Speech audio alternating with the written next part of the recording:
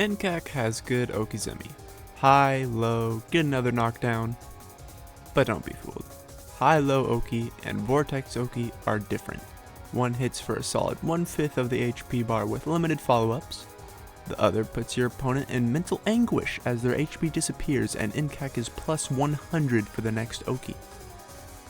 The vortex was not always this deadly though. Let's take a look at the first iteration. A super simple version, it actually does less damage than Nkak's standard Rekka.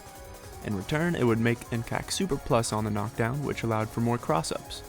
But it was rarely used by anyone, if at all. Next, the first instance of Stand 665B being used in Vortex, and the one I started off with. Surprisingly, this actually does even less damage than the first one. The reason to learn this seemed to be style over anything. The wiki says it best.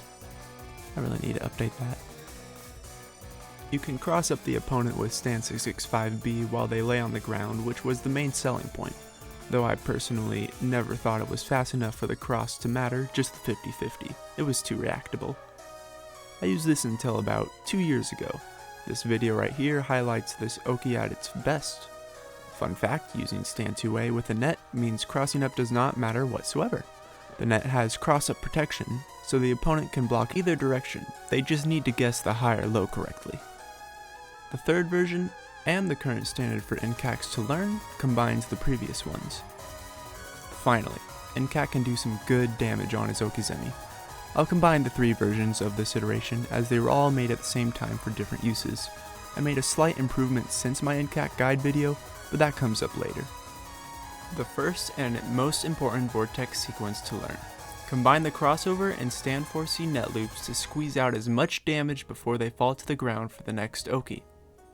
The second one uses a cross-up that actually feels like a mix and uses a C-net instead of A-net. That means there is no cross-up protection for the first hit, so the crossover with the Stand 665B actually works. And finally, if you want to end the vortex for the most damage, or the opponent launched in the air because you messed up the timing, use Super Emerald Splash. They can tech after this, so there's no oki follow-up. But the vortex has continued to improve since then. The vortex relies on being in the middle of the screen in order to get its damage, so there has always been the problem of the corner. In fact, I remember grabbing people out of the corner many times just so I could have a better chance at doing nkak's fun stuff. Enter the corner vortex, an even higher damaging version exclusive to the sides of the screen. Most notably, you can start the okizeme with Stand 665B and continue the pressure if they block. Double, triple, quadruple overhead oki. And if you're fast enough, that even combos. The damage output for the corner vortex is higher than the previous ones, and that's not even accounting for if you connect Stand 665B multiple times in a row. You can even end it with a double Super Emerald Splash for the most damage, though this will end the oki. However, there is one final variation, even stronger than the corner, the true unblockable reset mid-screen. Nets B and C launch the opponent when hit. If they never leave the ground, they are still considered to be in the air, but will not be able to tech when hit. If hit by a normal that does not have a stand attacking, they will just fall to the ground, and for exactly 1 frame when falling, they are vulnerable to being hit. The A net hits this frame, re-standing them and resetting the combo counter.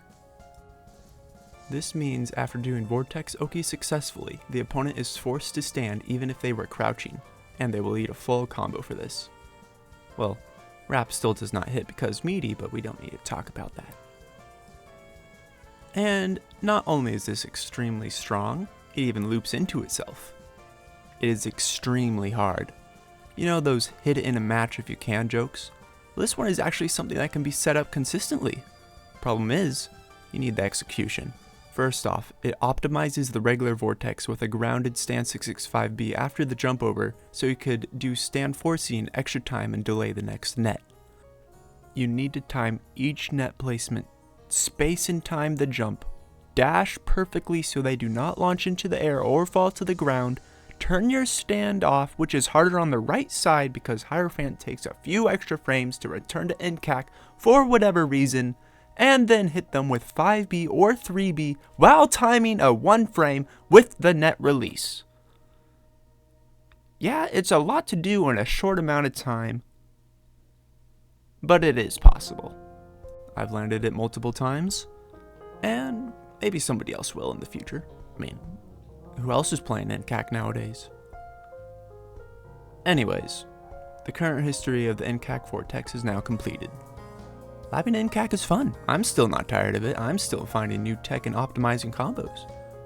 You know, if rap could hit on meaty, this entire thing would be pointless. Maybe I'm somewhat glad that he can't do his combos all the time. It just makes for more interesting ones.